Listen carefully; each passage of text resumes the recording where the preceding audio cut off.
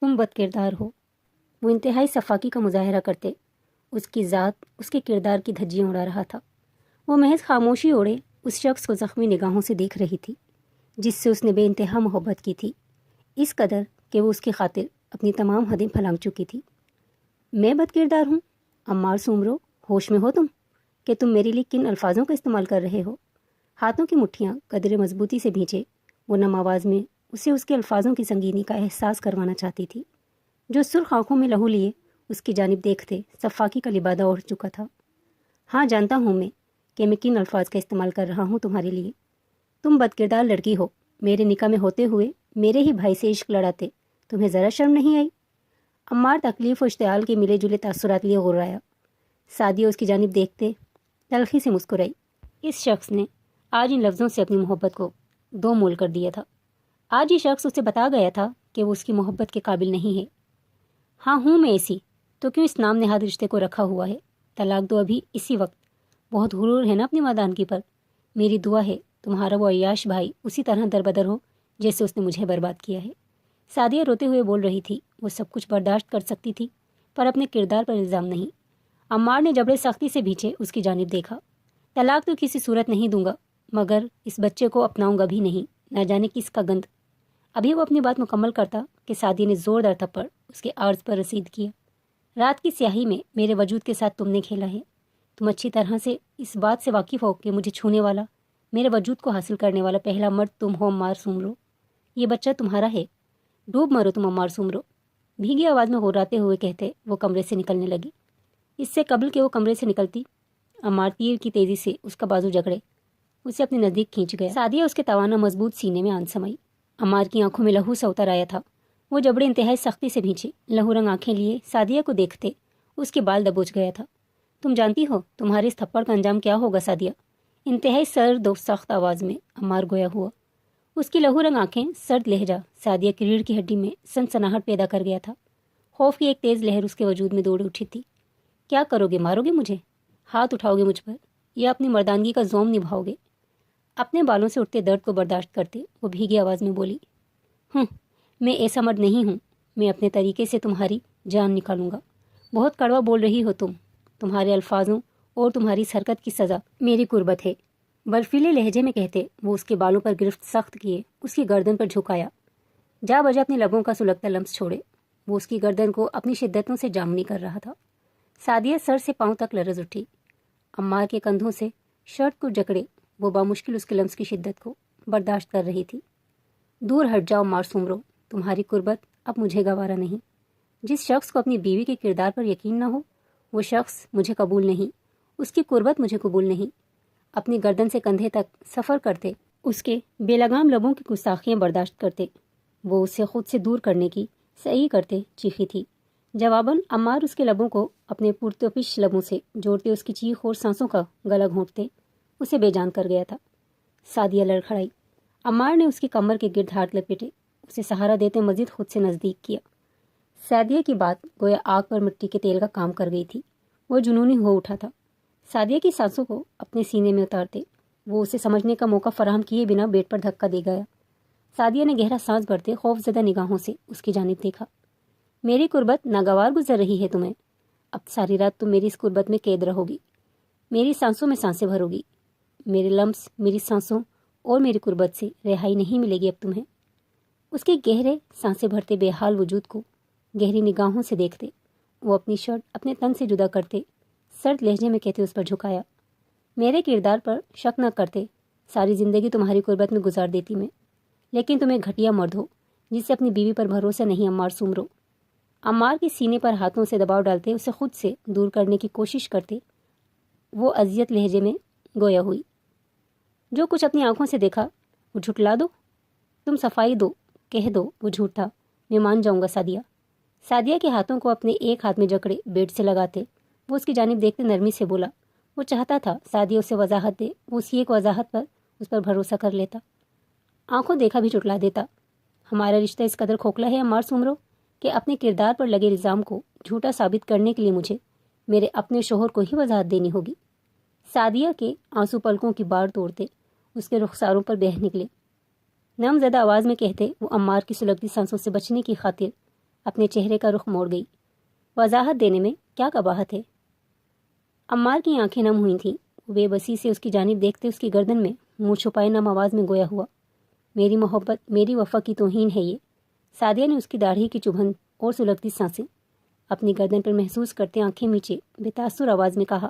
عمار نے ضبط سے لب بھینچے اس کے ہاتھوں پر گرفت سخت کی، اس کی گردن پر شدت سے دانت گاڑے۔ وہ اس کے وجود پر اپنا دوسرا ہاتھ بے باکی سے پھیرنے لگا۔ میں تم سے طلاق لے لوں گی عمار۔ اس کے لبوں کو حدود پار کرتے دیکھ وہ اسے روکنے کی صحیح کرتے دھمکی دے گئی تھی، جسے سننے کے بعد وہ مزید پاگل ہو اٹھا تھا۔ اور میں تمہیں کبھی خود سے آزاد نہیں کروں گا۔ مجھ سے بے وفائی کی سزا تمہیں روز ملے گی، میری قربت تمہیں برداشت کرنی ہوگی، سانسیں میری مرضی سے لینی ہوں گی، میری بن کر رہنا ہوگا۔ لیکن عمار سمرو تم پر ایک نگاہ الفت نہیں ڈالے گا، محض تم سے اپنی ضرورت پوری کرے گا جسے اب کر رہا ہے۔ تم میری بیوی ہو، وہ بیوی جس سے اب عمار سمرو محبت نہیں کرتا، جو محض اس کے لیے ضرورت کا سامان ہے۔ لفظوں کے تیر چلاتے وہ سعدیہ کے وجود کو لہو لوہان کر رہا تھا۔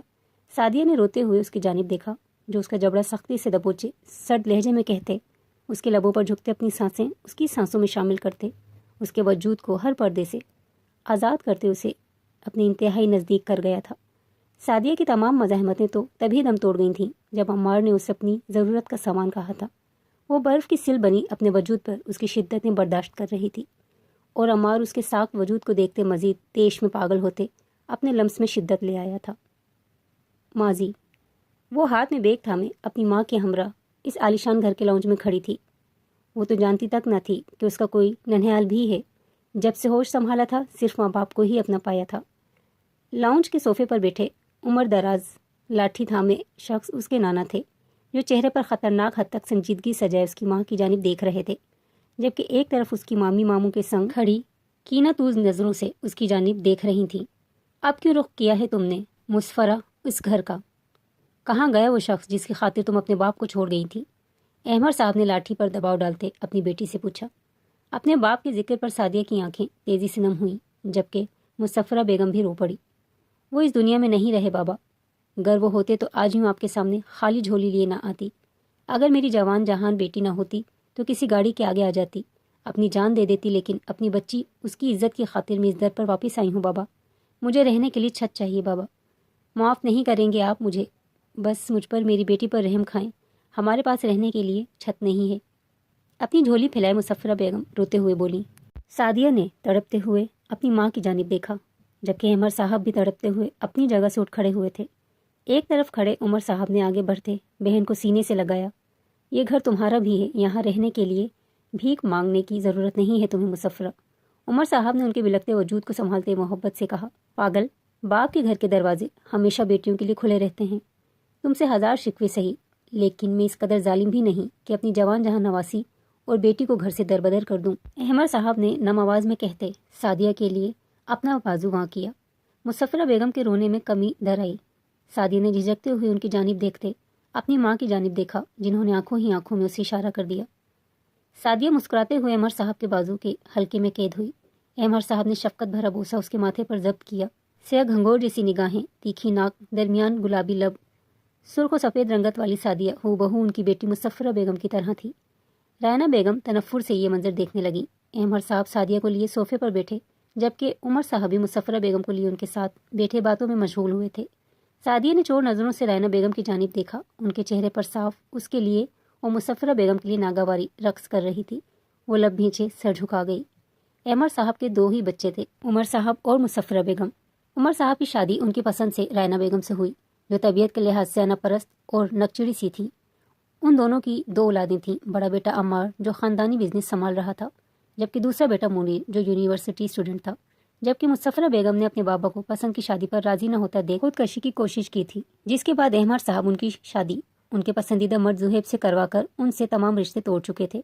احمد صاحب کی مکمل لا تعلقی کے بعد زہیب صاحب مسفرہ بیگم کو لیے دوسرے شہر شفٹ ہو چکے تھے، جہاں ان کے گھر سعدیہ نے جنم لیا۔ ان کی زندگی مکمل اور حسین تھی۔ قیامت خیز دن جب کا تھا جب زہیب صاحب کی اچانک سے ہارٹ اٹیک کے سبب موت ہوئی۔ کرائے کا گھر تھا جو مسفرہ بیگم کو خالی کرنا پڑا۔ کوئی راہ نہ دیکھتے وہ واپس اپنے باپ کے گھر لوٹ آئی تھیں، جنہوں نے انہیں معاف کرتے انہیں اپنے گھر میں جگہ دی۔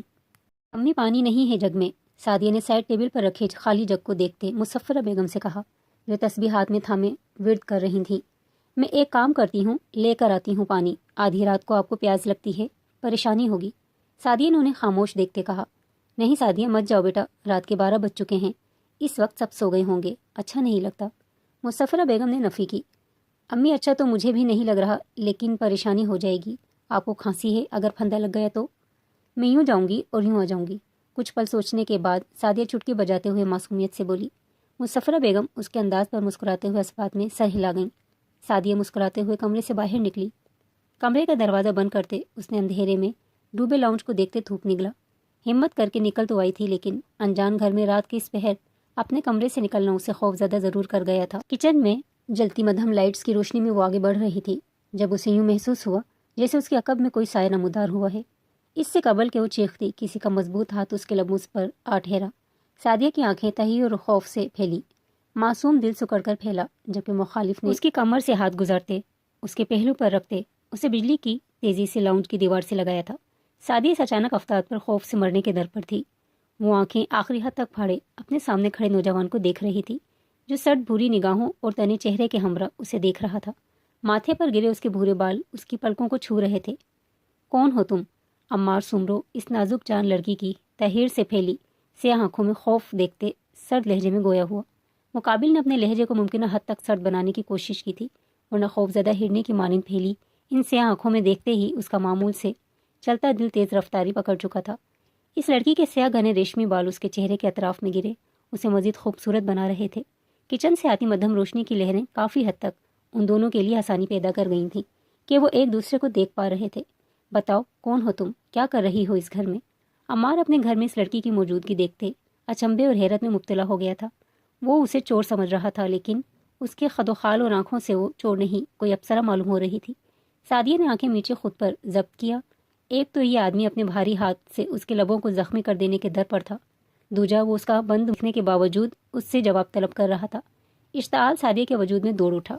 آنکھیں کھولتے اپنے لبوں پر جمے اس کے ہاتھ کو دیکھتے وہ دانت شدت سے اس کے ہاتھ پر گاڑ گئی۔ آہ پاگل ہو تم، کاٹا کیوں؟ عمار جو اس کی آنکھوں کی اس حرکت کو بغور دیکھ رہا تھا، اس کے دانت گاڑنے پر اپنا ہاتھ اس کے لبوں سے ہٹاتے جھٹکتے ہوئے گویا ہوا۔ اپنی ہتھیلی پر بنی دانتوں کی گھڑی دیکھتے نے سخت سنانے کے لیے سعدیہ کی جانب دیکھا، لیکن کچھ کہہ نہیں پایا۔ الفاظوں پر گویا کفل لگ گیا تھا۔ وہ یک تک سعدیہ کی جانب دیکھنے لگا جو گہرے سانس بھرتے خونخوار نگاہوں سے اسے دیکھ رہی تھی۔ منہ سے ہاتھ ہٹاؤ گے تو کچھ بولوں گی نا میں، سعدیہ دانت پیستے ہوئے بولی، جبکہ عمار اس کے لبوں پر مسکراہٹ نے اپنا ڈیرا جمایا۔ دل زوروں سے دھڑکتے اسے کسی نئے احساس کی نشاندہی دینے لگا، اور یہ احساس محبت تھا۔ اسے پہلی نظر میں اس لڑکی سے محبت ہوئی تھی، جس کی آنکھوں میں غصہ جھلک رہا تھا۔ ناک اور لب اس کے ہاتھ کے دباؤ کی وجہ سے سرخ ہو رہے تھے۔ وہ گہرے سانس بھرتے اسے اشتعال انگیز نگاہوں سے دیکھ رہی تھی۔ آپ کے گھر میں اس طرح مہمانوں کے ساتھ سلوک کیا جاتا ہے؟ مجھے اندازہ نہیں تھا۔ اگر تو آپ مجھے چور سمجھ رہے ہیں تو آپ اندھے ہیں۔ غور سے دیکھیں مجھے کس اینگل سے میں آپ کو چور لگ رہی ہوں، دیکھیے غور سے۔ سعدیہ اسے یوں ڈھیٹوں کی طرح مسکراتے دیکھ تڑک کر گویا ہوئی۔ غور سے ہی تو دیکھ رہا ہوں، عمار نے لوفرانہ انداز میں دل پر ہاتھ رکھتے اس کے چہرے کو گہری نگاہوں سے دیکھتے کہا۔ سعدیہ سٹپٹا سی گئی، سارا غصہ ہوا ہوا۔ یکدم اسے اس تنہائی کا احساس ہوا۔ وہ لاؤنج کے اندھیرے کونے میں ایک شخص کے ہمراہ تنے تنہا کھڑی تھی۔ کوئی دیکھ لیتا تو نہ جانے کیا سوچتا۔ پانی لینے کے ارادے پر لعنت بھیجتے وہ تیزی سے وہاں سے جانے کے لیے قدم آگے بڑھا گئی۔ نام کیا ہے تمہارا؟ عمار نے تیزی سے اس کی کلائی جکڑے گمبھیر لہجے میں مسکراتے ہوئے پوچھا۔ سعدیہ کی دھڑکنیں تیز ہوئیں، اپنی کلائی پر اس کا سلگتا لمس محسوس کرتے اس کا روم روم کپ کپا اٹھا۔ اس شخص کی نگاہیں ایک انوکھے احساس سے پور ہوتی اس نے بخوبی محسوس کی تھیں۔ سعدیہ نام ہے میرا۔ نہ جانے کیوں وہ اس شخص کے سوال کا جواب دے گئی تھی۔ اپنی کلائی ایک جھٹکے سے آزاد کرواتے وہ بنا مڑے کمرے کی جانب جاتے کمرے میں جا بند ہوئی تھی۔ عمار اسے گیسٹ روم میں جاتا دیکھ سمجھ گیا تھا وہ مہمان ہے۔ اپنے بالوں میں ہاتھ پھیرتے وہ گہرا مسکرایا۔ پیار ہو گیا ہے مجھے، پہلی نظر کا پیار، مسکراتے ہوئے خود سے کہتے وہ سیڑھیوں کی جانب بڑھ گیا۔ سعدیہ نے کمرے میں داخل ہوتے گہرے سانس بھرتے مسفرہ بیگم کی جانب دیکھا، جو بیڈ پر لیٹی گہری نیند میں غرق تھیں۔ یہ ماموں کا بیٹا ہوگا، عمار یا پھر منیر، اپنے تیز دھڑکتے دل پر ہاتھ رکھے بڑبڑاتے ہوئے کہتے۔ وہ بیڈ کی جانب آتے دراز ہوتے اپنی آنکھیں موند گئی۔ بند آنکھوں کے پیچھے کچھ پل پہلے کا منظر آب و تاب سے اجاگر ہوتے اسے مسکرانے پر مجبور کر گیا تھا۔ صبح ناشتے کی ٹیبل پر عمر صاحب نے عمار اور منیر کا تعارف کروایا تھا۔ منیر سعدیہ کو لاؤبالی سا لگا تھا، جس نے سلام کے بعد کوئی بات کہنا ضروری نہیں سمجھا تھا، جبکہ عمار وہ تمام وقت عمار کی لو دیتی نظروں سے بچنے کی کوشش کر رہی تھی۔ وقت رفتہ رفتہ گزرتا چلا گیا، عمار کی جسارتوں میں اضافہ ہوتا گیا۔ اس نے سعدیہ سے اظہار محبت کیا اور سعدیہ عمر کے اس حصے میں جہاں دل و دماغ نئے احساسات سے روشناس ہوتا ہے، اس اظہار محبت کو قبول کرتے اس شخص کو اپنا دل بیٹھی۔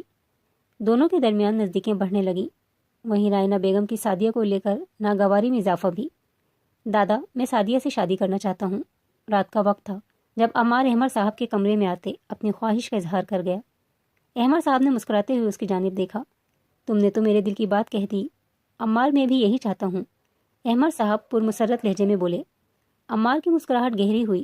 بس پھر تیاریاں کر کے مجھے سعدیہ جلد از جلد اپنی زوجیت میں چاہیے دادا، عمار بے قراری سے بولا۔ احمد صاحب اس کی بے قراری پر مسکرا اٹھے۔ صبر رکھو برخوردار، ابھی اس کی پڑھائی جاری ہے، ابھی محض نکاح ہوگا، اس کی پڑھائی ختم ہونے کے بعد رخصتی دیکھیں گے۔ احمد صاحب نے اس کی بے قراری میں اضافہ مزید کیا۔ عمار نے نفی میں سر ہلایا۔ چلیے ٹھیک ہے، آپ بات کریں صبح سب سے، میں اسی جمعے کو نکاح کرنا چاہتا ہوں سعدیہ سے دادا۔ اس کے انگ انگ میں بے قراری نمایاں تھی۔ احمد صاحب مسکراتے ہوئے اس بات میں سر ہلا گئے۔ وہ سانس روک کے اپنے سامنے سرخ لباس میں سجی سعدیہ کو دیکھ رہا تھا، جو کانپتے ہاتھوں کو باہم ملاتے اپنے ہاتھوں کی کپ کپاہٹ پر قابو پانے کی سعی کر رہی تھی، جبکہ اس کے وجود کی یہ لرزاہٹ کپ کپاہٹ محسوس کرتے سفید شیروانی میں ملبوس عمار گہرا مسکرا رہا تھا۔ ایک طرف مظفرہ بیگم کھڑی تھی، جن کے چہرے سے خوشی جھلک رہی تھی۔ گھر میں سبھی خوش تھے سوائے رائنہ بیگم کے، جنہوں نے عمر صاحب کے فیصلے کے خلاف جانے کی ممکنہ حد تک کوشش کی تھی لیکن ناکام رہی تھی۔ ایک طرف کھڑا منیر اپنے موبائل میں مصروف تھا، گویا اسے کوئی غرض نہیں تھی کہ آج اس کے بھائی کی زندگی کا سب سے اہم دن ہے۔ خاموشی میں ڈوبے اس لاؤنج میں دو دلوں کی دھڑکنیں عروج پر تھیں۔ سعدیہ زہیب ولد زہیب، آپ کا نکاح عمار سومرو ولد عمر سومرو سے سکہ رائج الوقت حق مہر 5 لاکھ طے کیا جاتا ہے، کیا آپ کو قبول ہے؟ مولوی صاحب کے پوچھنے پر سعدیہ کے وجود پر طاری کپ کپی میں اضافہ ہوا۔ آنکھیں شدت سے بھیگیں، اپنے بابا کی یاد شدت سے ستانے لگی۔ احمد صاحب نے آگے بڑھتے اس کے سر پر ہاتھ رکھتے اسے دلاسا دیا، جبکہ عمار کا روم روم اس کے جواب کو منتظر تھا۔ قبول ہے، قبول ہے، قبول ہے۔ کانپتی آواز میں 3 بار قبول ہے کہتے وہ اپنا تن من سب کچھ عمار سومرو کو سونپ گئی تھی، جس کے چہرے پر سرشاری بھری مسکان نے احاطہ کیا تھا۔ اس کے کندھے یوں چوڑے ہوئے تھے گویا اس نے سلطنت جیت لی ہو۔ مظفرہ بیگم نے نم نگاہیں صاف کرتے بیٹی کو پیار دیا۔ سعدیہ نے لرزتی پلکیں اٹھائے اپنے سامنے بیٹھے عمار کو دیکھا، جو اب مولوی صاحب کو جواب دیتا اسے اپنے نکاح میں قبول کر گیا تھا۔ دل پرسکونی سے دھڑکنے لگا تھا۔ محبت کا مل جانا کسی معجزے سے کم نہیں ہوتا۔ اسے یوں لگ رہا تھا گویا ساری دنیا کی خوشیاں یکجا ہوتے اس کی جھولی میں آ گئی ہوں۔ رگ رگ سکون شامل ہوا تھا۔ وہی عمار کی شوق نظریں اسے گھبراہٹ میں مبتلا کر رہی تھیں۔ فوٹو شوٹ ہونے کے بعد سعدیہ کے آرام کا خیال کرتے اسے کمرے میں بھیج دیا گیا تھا۔ سعدیہ نے بھی سکون دہ سانس خارج کیا تھا۔ فوٹو شوٹ کے دوران عمار کے بے باک ہاتھوں کا لمس، اس کی جسارتیں، زوم آنے سرگوشیاں اس کی سانسیں لینے میں کہیں اٹکا گئی تھیں۔ وہ ڈریسنگ مرر کے آگے کھڑی اپنی کرتی کی ڈوری کھولنے کی صحیح کر رہی تھی جب دروازہ دھڑلے سے کھول کر کوئی اندر داخل ہوا۔ سعدیہ خوف سے اچھلتے دروازے کی جانب متوجہ ہوئی۔ کمرے میں داخل ہوتے عمار کو دیکھتے سعدیہ نے تھوک نگلا۔ عمار کی آنکھوں میں تیرتی شوخی اسے اس کے ارادوں سے باخبر کر رہی تھی۔ عمار، آپ یہاں اس وقت؟ دیوار گیر گھڑی پر نظر ڈالتے اس نے تھوک نگلتے عمار سے پوچھا۔ رات کے 12 بج رہے تھے اور عمار کا اس وقت اس کے کمرے میں آنا اس کے ارد گرد خطرے کی گھنٹیاں بجا رہا تھا۔ ہاں اس وقت، کیوں کوئی قباحت ہے؟ عمار نے دوپٹے سے آری سرخ لہنگے کرتی میں اس کا حسین جگمگ کرتا سراپا گہری نظروں سے دیکھتے اس کی جانب قدم بڑھاتے ہوئے گمبھیر لہجے میں پوچھا۔ ہاں یہ صحیح نہیں ہے، کسی نے دیکھ لیا تو کیا سوچے گا؟ سعدیہ اپنے انتہائی قریب رکتے عمار کو دیکھتے دھیمی آواز میں منمنائی۔ عمار نے خمار بھری نگاہوں سے گہرے گلے سے جھلکتی اس کی رنائیوں کو دیکھا۔ گلے میں گلٹی سی ابھر کر مدم ہوئی۔ کوئی دیکھ لیتا ہے تو دیکھ لینے دو، اپنی بیوی کے پاس آیا ہوں، حق رکھتا ہوں، انتہائی نرمی اور محبت سے کہتے وہ سعدیہ کی کمر کے گرد بازو حامائل کرتے اسے اپنے سینے کا حصہ بنا گیا۔ سعدیہ نے تیز دھڑکتی دھڑکنوں سے پریشان ہوتے اس کی جانب دیکھا۔ اس کی بھوری نگاہوں کی تپش کی تاب نہ لاتے وہ پل میں اپنی نظریں جھکا گئی تھی، جبکہ عمار اس کی نگاہیں جھکا لینے پر مسکراتے ہوئے اس کی کمر پر گرفت مضبوط کر گیا۔ عمار پلیز، اپنی کمر پر مضبوط ہوتی اس کی گرفت محسوس کرتے وہ لرزتا وجود لیے منمنائی۔ اس قدر حسین لگ رہی ہو تمہارا حق بنتا ہے کہ تمہارا شوہر تمہاری خوبصورتی کو خراج پیش کرے جانا۔ عمار اس کا چہرہ تھوڑی تلے انگلی رکھتے اٹھاتے گمبھیر لہجے میں گویا ہوا۔ اس کی آنکھیں خمار سے لبریز سعدیہ کے چہرے کے ہر نقش کا سفر کر رہی تھیں۔ اور سعدیہ اس کی آنکھوں کے انہی پیام سے خوف زدہ ہو گئی تھی۔ تم جانتی ہو تمہیں اپنے نکاح میں جس پل قبول کیا، اس پل یوں لگا گویا تمام کائنات حاصل کر لی ہو، تمام ادھوری خواہش مکمل ہو گئی ہو، تمام دکھ زندگی سے مٹتے چلے گئے ہوں۔ سعدیہ کے عارض پر ہاتھ رکھتے انگوٹھے کی پور سے اس کا عارض سہلاتے وہ نرم لہجے میں کہہ رہا تھا، اور سعدیہ کی دھڑکنیں شور پکڑتی جا رہی تھیں۔ پہلا اس کا لمس، دوجا اس کے الفاظ اسے پرسکون کرنے کے ساتھ ساتھ گھبراہٹ میں بھی مبتلا کر رہے تھے۔ اپنی محبت کو دلہن کے لباس میں اپنے لیے سجے دیکھنا، اسے اپنے نکاح میں قبول کرنا ایک ایسا خوشگوار احساس ہے جس پر ہزاروں کتابیں بھی لکھی جائیں تو کم ہے سعدیہ۔ میری زندگی میں تمہارا آنا بہار ہے، تمہارے بنا میری زندگی خزاں کے موسم میں درخت سے جھڑتے ان سوکھے پتوں کی مانند ہو جائے گی جنہیں کوئی بھی پیروں تلے روند کر چلا جاتا ہے۔ سعدیہ کے ماتھے سے ماتھا ٹکائے وہ گمبھیر محبت سے پر لہجے میں کہہ رہا تھا، اور سعدیہ دم سادھے اسے سن رہی تھی۔ بے شک عمار کا لفظ بلفظ اس کی سماعتوں میں شہد بن کر اتر رہا تھا۔ میں تم سے بے پناہ محبت کرتا ہوں سعدیہ، بے پناہ، اس قدر محبت کہ اگر تم نہ ملتی تو میں موت کو گلے لگا لیتا۔ وہ آنکھیں بند کیے اپنی محبت کا اظہار کرتے سعدیہ کی آنکھوں پر باری باری اپنے لب ضبط کر گیا تھا۔ سعدیہ نے آنکھیں میچے اس کے لمس کو محسوس کیا۔ عمار کے لفظ اس کی آنکھوں سے سرایت کرتے اس کے چہرے کے ہر نقش کو بےتابی سے چھونے لگے۔ عمار، یہ صحیح نہیں۔ عمار کو اپنے لبوں پر جھکتا دیکھ سعدیہ اس کے سینے پر ہاتھ رکھتے اسے روک گئی تھی۔ عمار نے خمار آمود نگاہوں سے اس کی جانب دیکھا۔ کیوں نہیں؟ خمار سے بھری آواز میں وہ اس کی مزاحمت پر سخت بدمزہ ہوا تھا۔ ہماری رخصتی نہیں ہوئی عمار، یہ صحیح نہیں۔ عمار کی خمار سے سرخ ہوتی نگاہوں سے اپنی شرم سے چور نگاہیں پھیرتے اس کی جانب سے رخ موڑتے وہ شرم سے چور گھبراہٹ بھرے لہجے میں بولی۔ عمار نے ضبط سے اس کی بیک لیس کرتی سے جھلکتی دودھیا سفید پشت کو تکا۔ جوان جذباتوں میں آگ لگ چکی تھی۔ اس کے جذبات بے قابو ہوتے اسے تمام حدیں پھلانگنے پر مجبور کر رہے تھے۔ تم بیوی ہو میری سعدیہ، ہم کچھ غلط نہیں کر رہے، حلال رشتہ ہے ہمارے درمیان۔ عمار نے اس کی پشت اپنے سینے سے لگاتے اس کے کندھوں کو لبوں سے چھوتے گمبھیر لہجے میں کہا، لیکن ہماری رخصتی نہیں ہوئی عمار۔ سعدیہ اپنے کندھے سے سرکتے اس کے لبوں کے لمس سے جھینپتے ہوئے بولی، میں اپنی حدود جانتا ہوں سعدیہ، پار نہیں کروں گا۔ تمہاری مزاحمت مجھے تیش میں مبتلا کر رہی ہے۔ میں حق رکھتا ہوں تم پر، تمہارے پور پور کو اپنے لمس سے مہکانے کا حق ہے، تمہیں اپنی قربت اپنی شدتوں سے روشناس کروانے کا حق ہے، اور تم مجھے میرے حق سے دستبردار نہیں کر سکتی سعدیہ۔ عمار کی آواز میں اب سختی کا عنصر شامل تھا۔ وہ سختی سے کہتے اس کی دوریوں کو ایک جھٹکے سے توڑتے اس کے پہلو پر ہاتھ کا دباؤ بڑھاتے اس کی شفاف کمر پر اپنے پرتپش لبوں کا لمس چھوڑنے لگا۔ سعدیہ تڑپ اٹھی، اس کا لمس شدت بھرا تھا۔ وہ بامشکل اپنے پیروں پر کھڑی اس کے شدت بھرے لمس کو برداشت کر رہی تھی۔ کمرے کی فضا میں دونوں کو بوجھل سانسوں کا رقص جاری تھا۔ تم جانتی ہو اس لمحے کا میں نے کس قدر شدت سے انتظار کیا ہے، جب تمہارے پور پور پر میرا حق ہو، جب میں تمہیں چھو کر محسوس کر سکوں۔ وہ سعدیہ کا رخ اپنی جانب کرتے اس کے چہرے کو ہاتھوں کے پیالے میں بھرتے شدت پسندی سے کہتے اسے بنا سمجھنے کا موقع فراہم کیے اس کے لبوں کو اپنی گرفت میں لے گیا۔ سعدیہ اس کی بےلگام جسارتوں کو روک نہیں پائی۔ وہ اس کی سانسوں میں سانسیں بھرتے اسے مکمل طور پر بے بس کر گیا۔ وہ اس کے منہ زور جذباتوں پر باندھ نہیں باندھ پائی تھی۔ عمار کے بازو پر رکھے اس کے ہاتھ عمار کی گردن کے گرد حائل ہوئے تھے۔ وہ خاموشی سے آنکھیں موندے اس کے لمس کو محسوس کر رہی تھی۔ اس لمحے کا انتظار اسے بھی تھا جب وہ اس شخص کی سانسوں میں سانسیں بھرتے اسے حق سے چھو سکتی تھی۔ عمار اس کے خود سپردگی دینے پر اس کی سانسوں کو کچھ پل کے لیے آزادی بخشے اسے اپنے بازوؤں میں اٹھاتے اس کے لبوں کو پھر اپنی جنونی شدت میں لیتے اسے بوکھلانے پر مجبور کر گیا تھا۔ سعدیہ کو اپنی سانسیں سینے میں تھمتی محسوس ہوئیں۔ یوں لگا جیسے وہ اس کی سانس کا آخری قطرہ تک خود میں اتار لے گا۔ عمار نے بیڈ پر لٹاتے اس کی ڈھیلی کرتی کے سبب جھلکتے دودھیا بازو کو خمار بھری نظروں سے دیکھتے اپنے لب اس کی گردن پر ضبط کیے۔ سعدیہ نے گہرے سانس بھرتے اس کے کندھے پر ہاتھ رکھا۔ وہ حد پار کر رہا تھا اور وہ ایسا نہیں چاہتی تھی۔ عمار یہ صحیح نہیں ہے۔ ٹوٹتی سانسوں کے درمیان وہ ایک بار پھر سے اسے روکنے کی صحیح کر رہی تھی۔ عمار پیچھے نہیں ہٹ سکتا تھا۔ جذبات زور پکڑ چکے تھے، اب اس کے لیے ناممکن سا تھا۔ سعدیہ کی مزاحمت کرتے ہاتھوں کو اپنی گرفت میں جکڑے وہ اس کے لبوں کو اپنے لبوں سے کفل لگاتے تمام حدیں پار کرتا چلا گیا، اور سعدیہ بے بس سی اپنی تمام مزاحمتوں کی ناکامی پر تھک ہارتے اسے اپنا آپ سونپ گئی۔ اس میں رونے والی کیا بات ہے سعدیہ، بیوی ہو تم میری۔ وہ کب سے بے بس سا بیٹھا اسے دیکھ رہا تھا جو گھٹنوں میں منہ چھپائے سسک رہی تھی۔ بیوی نہیں ہوں میں، آپ کی منکوہاں ہوں عمار۔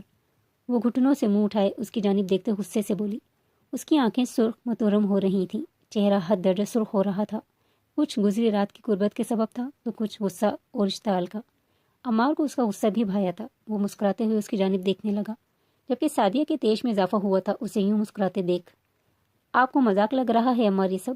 میں آپ کو روکتی رہی لیکن آپ نے میری ایک نہیں سنی۔ اب میں سب کو کیا جواب دوں گی؟ امی پہلی نظر میں سب پہچان جائیں گی۔ وہ اس کے مسکرانے پر تیش سے پاگل ہوتے، اس کے نزدیک آتے، اس کے سینے پر ہاتھوں سے وار کرتے چیخے۔ عمار نے مسکراتے ہوئے اس کی کمر کے گرد بازو حائل کی۔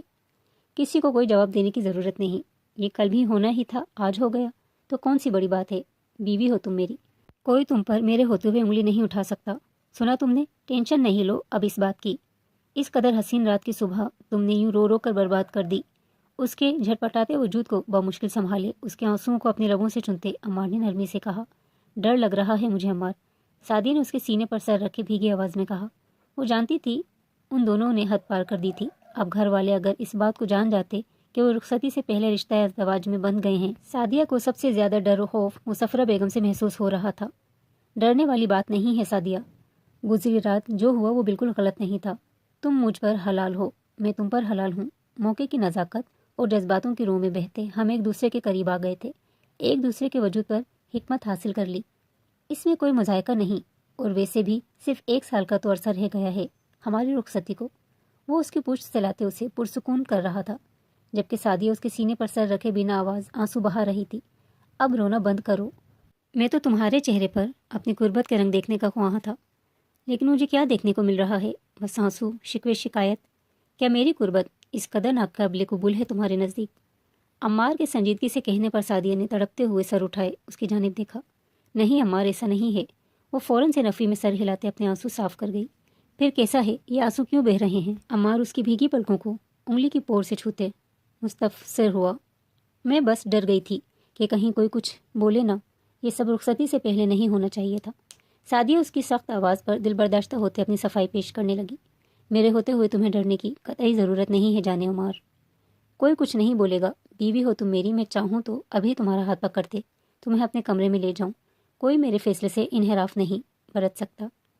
میں نے 1 سال کا وقت تمہاری پڑھائی مکمل کرنے کے لیے دیا ہے۔ وہ نفی میں سر ہلاتے اس کے ماتھے پر بوسہ دیتے اسے تسلی دے گیا تھا، اور اگر اس بیچ میں کسی حال سے ہو گئی تو۔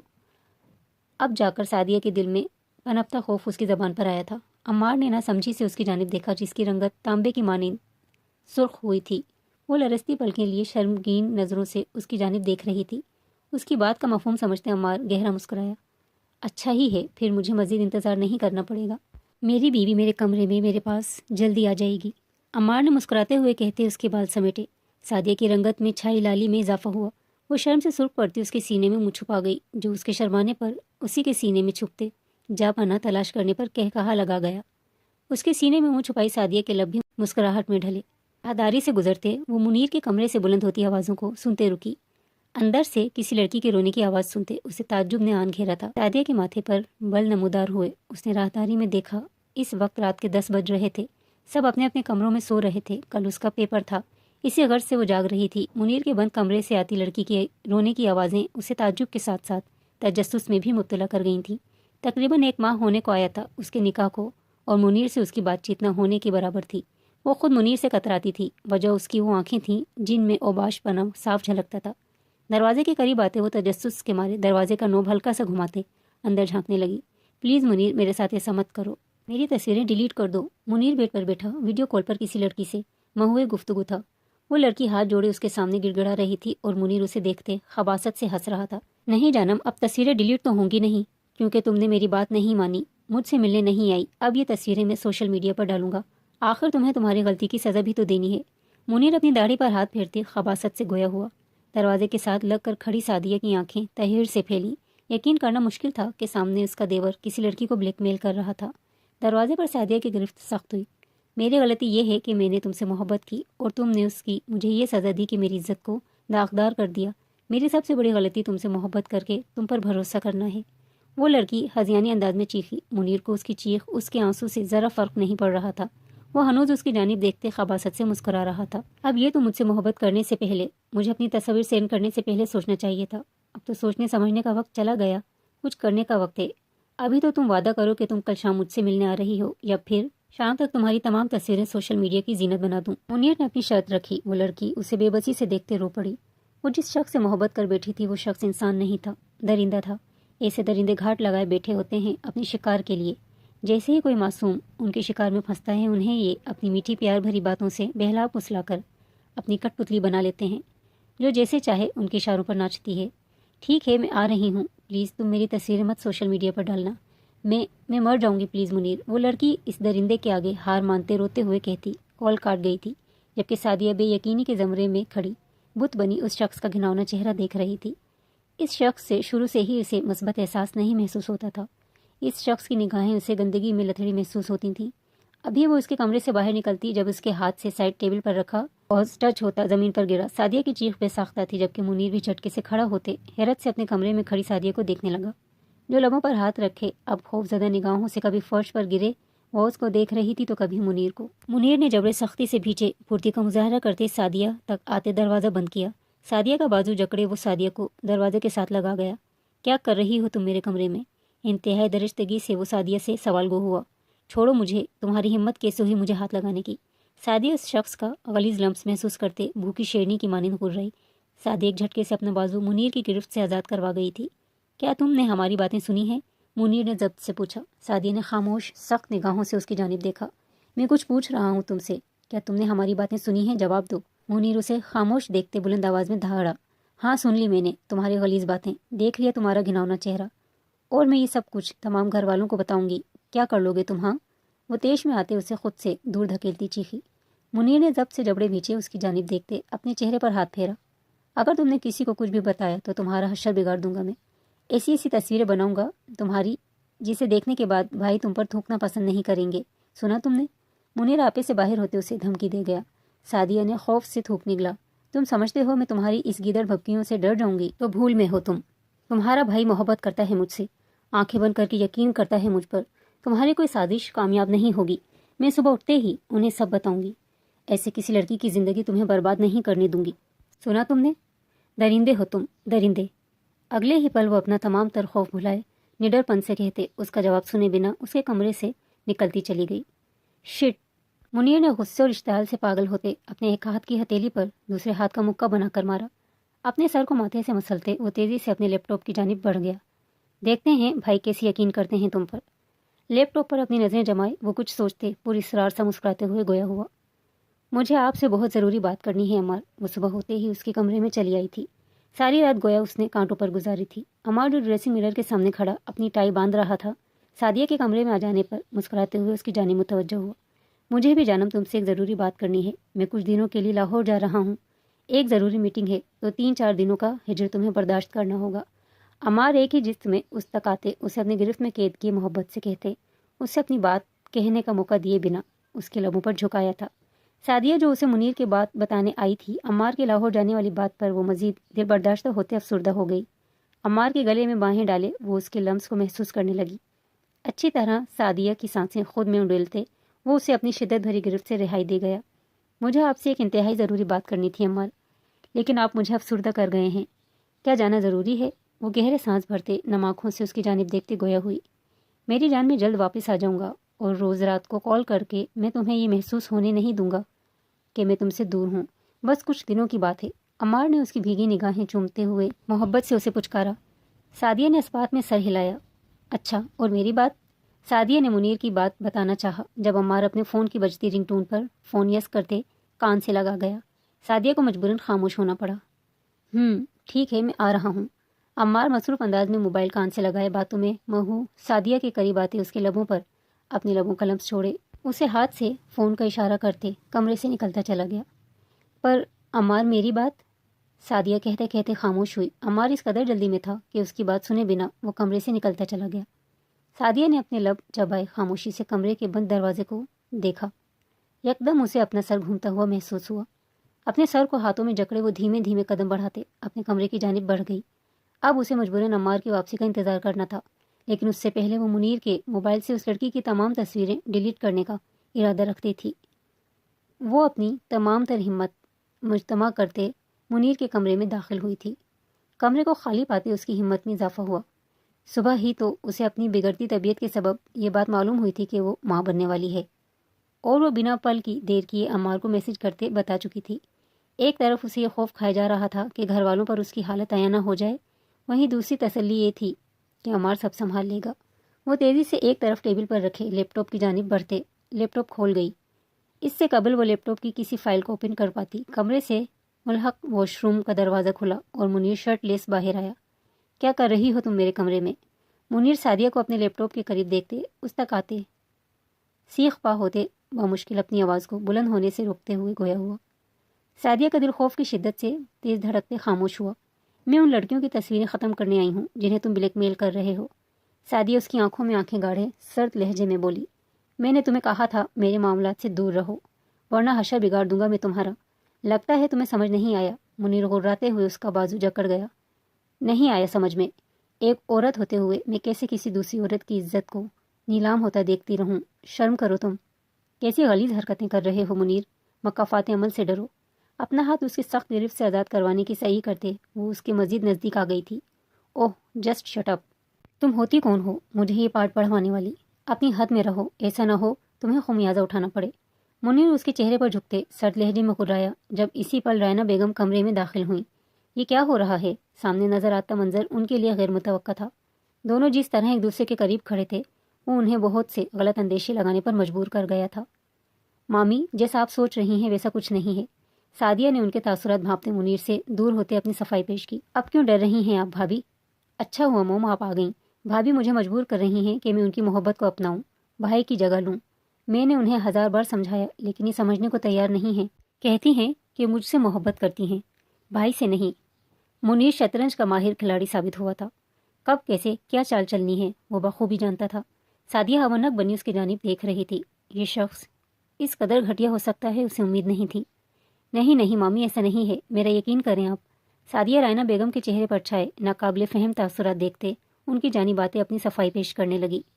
منیر لڑکیوں کو محبت کے جھوٹے جال میں پھنساتے ان کی تصویریں لیتا ہے اور پھر انہیں بلیک میل کرتا ہے۔ میں وہی تصویریں ڈیلیٹ کرنے آئی تھی مامی، میرا یقین کریں۔ سعدیہ کی خشک آنکھیں تیزی سے بھیگی تھیں۔ وہ رائنا بیگم کی آنکھوں میں اپنے لیے بے یقینی اور اشتعال دیکھ چکی تھی اور اس کا دل چاہ رہا تھا زمین پھٹے اور وہ اس میں سما جائے۔ مجھے تم شروع دن سے ہی پسند نہیں تھی۔ اچھا ہوا وقت رہتے اصلیت پتہ چل گئی۔ اپنے گند کو چھپانے کے لیے تم میرے بیٹے پر بے بنیاد الزام لگا رہی ہو۔ نکلو میرے گھر سے۔ میرے بیٹے کے نکاح میں ہوتے ہوئے تم میرے چھوٹے بیٹے سے عشق لڑا رہی ہو۔ اس گھر میں تم جیسی بد کردار لڑکی کی کوئی ضرورت نہیں۔ جیسی ماں تھی ویسی ہی بیٹی ہے۔ رائنا بیگم اس کی کلائی جکڑے اسے کھینچتے ہوئے کمرے سے تقریباً گھسیٹتے ہوئے لے کر باہر نکلی۔ سعدیہ چیختے ہوئے اپنی وضاحت پیش کر رہی تھی لیکن وہ کچھ سننے کو تیار نہ تھیں۔ شور کی آواز سنتے احمد صاحب مصفرہ بیگم بھی اپنے کمرے سے نکل آئی تھیں۔ وہ سب نہ سمجھی سے رائنا بیگم کی جانب دیکھ رہے تھے جنہوں نے داخلی دروازے کے قریب آتے سعدیہ کو ایک جھٹکے سے باہر کی جانب دھکیلا۔ سعدیہ زمین بوس ہو جاتی اگر کسی مہربان بازو نے اسے سنبھالا نہ ہوتا۔ سعدیہ نے ہچکیاں بھرتے اپنے انتہائی نزدیک اپنے سکون کی مہک کو محسوس کرتے سسکی بھرتے نظریں اٹھائے اس کی جانب دیکھا جو بے تاثر نگاہوں سے اس کی جانب دیکھ رہا تھا۔ عمار میں نے ایسا کچھ نہیں کیا۔ منیر جھوٹ بول رہا ہے۔ اس کا لفظ جھوٹ ہے۔ میں آپ سے محبت کرتی ہوں، صرف آپ سے۔ دیکھیں وہ مجھ پر کیسے الزام عائد کر رہا ہے۔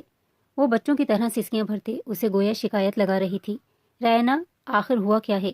احمد صاحب نے غصے کے سبب گہرے سانس بھرتی رائنا بیگم کی جانب دیکھتے پوچھا۔ بد کردار عورت ہے یہ۔ نکاح میرے بڑے بیٹے سے کیا ہے جبکہ عشق کی رنگ رلیاں میرے چھوٹے کے بیٹے کے ساتھ منانا چاہتی ہے۔ منیر کے کمرے میں موجود تھی۔ یہ اس کے سر سے سر جوڑے۔ رائنا بیگم حقارت سے سعدیہ کے بلکتے وجود کو دیکھتے گویا ہوئیں۔ سعدیہ نفی میں سر ہلاتے عمار کی جانب دیکھ رہی تھی جو سرخ انگارہ آنکھوں میں زخم تاثر لیے اس کی جانب متوجہ تھا۔ ایک وضاحت دے دو، میں یقین کر لوں گا تم پر، عمار نے ضبط سے سعدیہ کی جانب دیکھتے کہا۔ سعدیہ نے بے یقینی سے اس کی جانب دیکھا۔ عمار کے بازو پر دھرے اس کے ہاتھ اپنی گرفت ہلکی کرتے اس کے بازو سے ہٹے۔ سعدیہ کے پہلو میں آن گرے۔ وہ اس سے دوری بناتے اسے بے یقینی سے دیکھنے لگی۔ آپ کو یقین نہیں مجھ پر؟ آنسو متواتر اس کے رخساروں پر سفر کر رہے تھے۔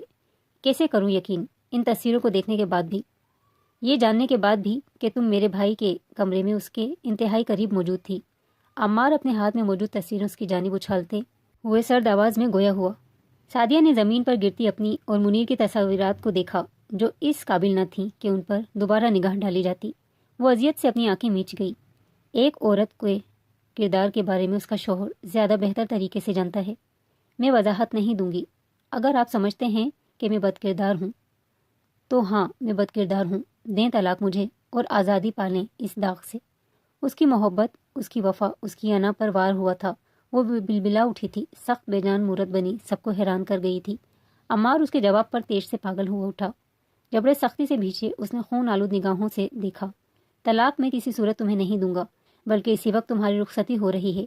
अम्मार तेज से पागल होते सादिया तक आते उसका बाजू जकड़े अपने कमरे की जानिब बढ़ गया। छोड़ो मुझे, मैंने कहा छोड़ो मुझे अम्मार। अम्मार की गिरफ्त में मजामत करती वो अपना बाजू आज़ाद करने की तगो-दू करते चीख रही थी, लेकिन अम्मार बिना उसकी चीखों पर कान धरे उसे लिए कमरे में जा बंद हुआ था। लाउंज में मौजूद अफराद दम साधे ज़मीन पर बिखरी तस्वीरात को देख रहे थे, जबकि मुनीर फातिहाबी से मुस्कुराता अपने कमरे की जानिब बढ़ गया था। मुस्तफ़रा बेगम कांपता वजूद लिए सोफे पर बैठी थी। रायना बेगम ने एक नज़र उन्हें देखा और तनफुर से सर झटकती वो भी वहाँ से वॉक आउट कर गई थी। कहाँ जा रही हो तुम? क्या मैंने तुम्हें इजाज़त दी कि तुम मेरे पहलू से उठो? वो उसे सपाट चेहरा लिए अपने पहलू से उठता देख सर्द लहजे में गुर्राया। सादिया ने सुर्ख निगाहों से उसकी जानिब देखा। ज़रूरत हूँ मैं आपकी अम्मार सुमरो, ज़रूरत पूरी हो चुकी है, अब अपने पहलू में लेटाने की क्या तुक? जब जब ज़रूरत पड़े याद कर लीजिएगा मुझे, मैं अपना बेजान वजूद लिए फिर हाजिर हो जाऊंगी। बेड से उठते वो बेतासुर लहजे में कहते अम्मार सुमरो को बिलबिलाने पर मजबूर कर गई थी। अम्मार सर के बाल से लेकर पैर के नाखून तक झुलस उठा था। उसने यही अल्फाज कल सादिया की समातों की नज़र किए थे, तब उसे इस कदर तकलीफ महसूस नहीं हुई थी जिस कदर तकलीफ उसे खुद के लिए से अल्फाज इस्तेमाल करते देख हुई थी। तुम क्या चाहती हो? तुम्हारे इन अल्फाजों के बदले मैं फिर तुम्हें अपनी कुर्बत से नवाजूं? वो एक ही झटके में सादिया की कलाई जकड़े अपने नज़दीक खींच गया था। सादिया कटी डाल की मानिंद उसके सीने पर आन गिरी। ले लें बदला, वैसे भी ज़रूरत हूँ मैं आपकी, जब चाहे जैसे चाहे मुझे तोड़ दें, मुझे ज़ख्मी कर दें, मैं उफ तक नहीं लबों से अदा करूँगी। वो उसकी आंखों में आंखें डाले ज़ख्मी लहजे में कहते अम्मार का दिल 100 टुकड़ों में तकसीम कर गई थी। तुम्हारी एक वजाहत हमारा रिश्ता इस्तावार कर सकती है। अम्मार के लहजे में नरमी दर आई। और आपकी एक माफ़ी मेरे दिल को वापस आपकी जानिब मोड़ सकती है। सादिया भीगा सा मुस्कुराई। माफ़ी? किस गलती की माफ़ी? उस गलती की माफ़ी जो मैंने की ही नहीं। अम्मार का हाथ उसकी पुश्त पर सरसरा रहा था। वजाहत? किस चीज़ की वजाहत? उस गुनाह की वजाहत जो मैंने किया ही नहीं। सादिया दूबदू बोली। अम्मार ने जबड़े सख्ती से भींचे उसकी जानिब देखा, जो ज़ख्मी निगाहों से उसकी जानिब देखते शायद उसकी मोहब्बत पर हंस रही थी। नहीं दो वजाहत, तुम सारी ज़िंदगी मेरी मोहब्बत के लिए तरसोगी। अम्मार का हाथ उसके बालों में उलझा था। वो उसका चेहरा अपने चेहरे के नज़दीक लाए उसके चेहरे पर झुकते हुए रहा। मैं तैयार हूँ, लेकिन वजाहत नहीं दूंगी अपने उस गुनाह की जो मैंने नहीं किया। सादिया मुस्कुराते हुए कहते अम्मार को तेश में मुब्तला कर रही थी। ठीक है, मत दो, और देखो अपनी आंखों से कैसे मैं तुम्हारे सामने दूसरी शादी करता हूँ।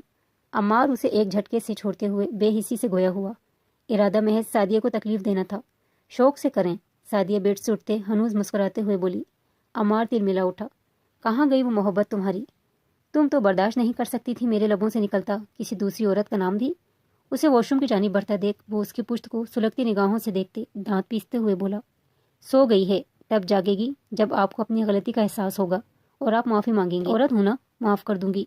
औरत होती ही ऐसी है, मोहब्बत में इज्जत नफ्स की कब्र बनाते उस पर फातिहा पढ़ने वाली। पसंदीदा मर्द चाहे जो भी कर ले, हमें वही चाहिए होता है। ज़ब्त के आखिरी हदों को छूती हैं हम, और फिर एक वक्त आता है सब्र का, ज़ब्त के तमाम बंधन टूट जाने का।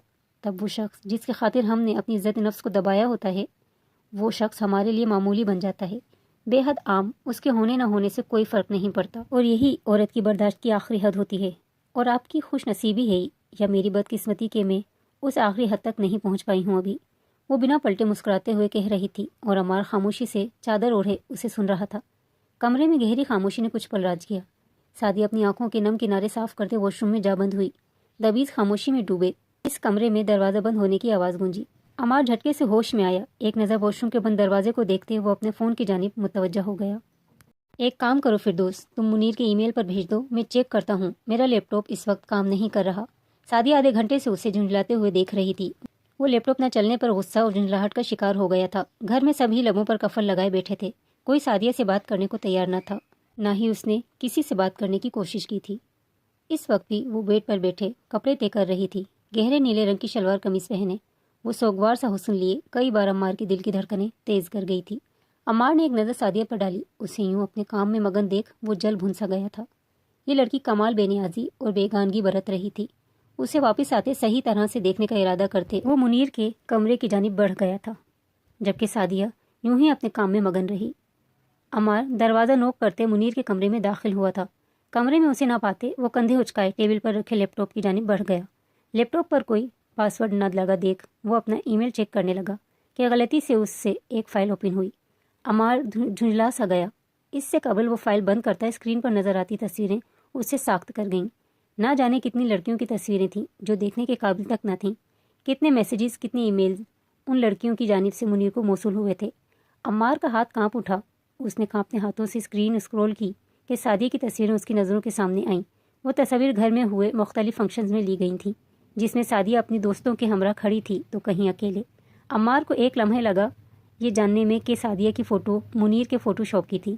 اس کی بھوری آنکھیں لہو رنگ ہوئیں، جبڑے اس قدر سختی سے اس نے بھینچے کہ اس کے ماتھے کی رگ پھول اٹھی۔ بھائی، منیر جو ابھی کمرے میں آیا تھا، عمار کو لیپ ٹاپ کے ساتھ بیٹھا دیکھ خوف سے سفید پڑتا اسے پکار گیا۔ عمار نے لیپ ٹاپ زوردار آواز کے ساتھ زمین پر پٹخا۔ تمہاری ہمت کیسے ہوئی غلیظ انسان میری بیوی کو اس گند میں شامل کرنے کی؟ میں تمہیں جان سے مار دوں گا۔ وہ اس قدر زوردار دھاڑا تھا کہ در و دیوار لرز اٹھے تھے۔ منیر کو مارتا وہ لاؤنج تک لے آیا تھا۔ سب اپنے اپنے کمروں سے باہر نکل آئے تھے۔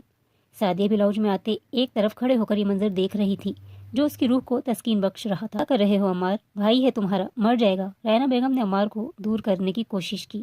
بھائی نہیں ہے، درندہ ہے یہ، اور ایسے درندے مر ہی جائیں تو اچھا ہوتا ہے۔ عمار نفرت آمیز لہجے میں غرایا۔ آپ جانتی ہیں کیا کر دیا ہے اس نے؟ نہ جانے کتنی لڑکیوں کو پیار کی جھانسی میں پھنساتے ان کی تصویریں لی ہیں اور پھر انہیں بلیک میل کیا ہے۔ اس شخص نے میری بیوی کو جعلی تصویریں بنائیں۔ اسے سب گھر والوں کے سامنے بد کردار کا طعنہ سننے کو ملا۔ میرا اور اس کا رشتہ طلاق کے دوراہے پر آن کھڑا ہوا۔ صرف اس کی وجہ سے میں نے اپنی بیوی کو تکلیف دی۔ عمار نے دھاڑتے ہوئے تمام سچائی سے پردہ اٹھایا۔ سعدیہ نے فتح یابی سے مسکراتے ہوئے زمین پر گرے منیر کو دیکھا جو خون سے تقریباً لت پت ہو گیا تھا۔ بابا بلائیں پولیس کو، اور اگر آپ میں سے کسی کو مجھ پر یقین نہیں ہے تو اندر کمرے میں موجود ہے اس کا لیپ ٹاپ، جائیں جا کر دیکھ لیں۔ وہ عمر صاحب کو کہتے رینا بیگم کی جانب متوجہ ہوا۔ معاف کر دیں بھائی، منیر نے درد سے کراہتے ہوئے معافی مانگی۔ نہیں، اپنی بیوی کی عزت پر آئی بات کو میں ہرگز نہیں بھول سکتا۔ تم معافی کے قابل نہیں ہو۔ منیر پر پاؤں کی ٹھوکر مارتے وہ سرد لہجے میں کہتے سعدیہ کی جانب متوجہ ہوا۔ آنکھوں میں یکدم پشیمانی تیرنے لگی۔ وہ نادم سا اس کے سامنے آتے اپنے ہاتھ جوڑ گیا۔ تم نے کہا تھا میری معافی تمہیں واپس لوٹا دے گی مجھے۔ میرے لیے تمہاری سوئی محبت جاگ اٹھے گی۔ میں نادم ہوں، ہم سب نادم ہیں۔ کیا تم مجھے معاف کر دو گی؟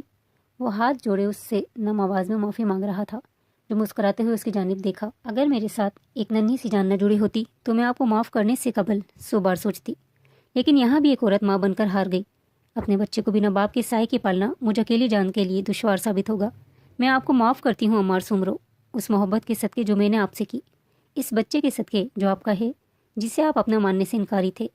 اپنے پیٹ پر ہاتھ رکھتے وہ نم آواز میں کہتے اپنی بڑے ظرف کا مظاہرہ کر گئی۔ معاف کر دو یار، ساری زندگی میں اپنی اس خطا کی معافی مانگتا رہوں گا۔ تمہارے ساتھ ساتھ میں اپنے بچے کا بھی مجرم ہوں۔ عمار نم آواز میں کہتے گھٹنوں کے بل زمین پر بیٹھتے اس کے پیٹ کے گرد ہاتھ رکھتے سسک اٹھا۔ رینا بیگم بیٹے کی محبت دیکھتے اپنی نم آنکھیں صاف کر گئیں۔ مصفرہ بیگم بیٹی کی بے گناہی سے واقف تھیں۔ انہوں نے خاموش رہتے وقت کو جواب دینے دیا۔ وہی نہیں، احمد صاحب اور عمر صاحب کو بھی سعدیہ پر بھروسہ تھا۔ وہ محض خاموش تھے، سچ کے سامنے آنے کا انتظار کر رہے تھے، کیونکہ سچ جلد یا بدیر سب کے سامنے آ ہی جاتا ہے۔ میں نے معاف کر دیا ہے آپ کو۔ میں نے کہا تھا میں برداشت کی اس آخری حد تک نہیں پہنچی جہاں مجھے آپ کے ہونے یا نہ ہونے سے کوئی فرق نہیں پڑتا ہو۔ میری سوئی محبت آپ کی ایک معافی سے جاگ جائے گی عمار۔ میں نے معاف کر دیا ہے آپ کو، اپنی محبت کی خاطر، اپنی اولاد کی خاطر۔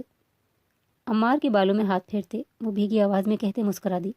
رینا بیگم زمین پر لیٹے منیر کے پاس بیٹھے اسے پیار کرنے میں مہو تھیں۔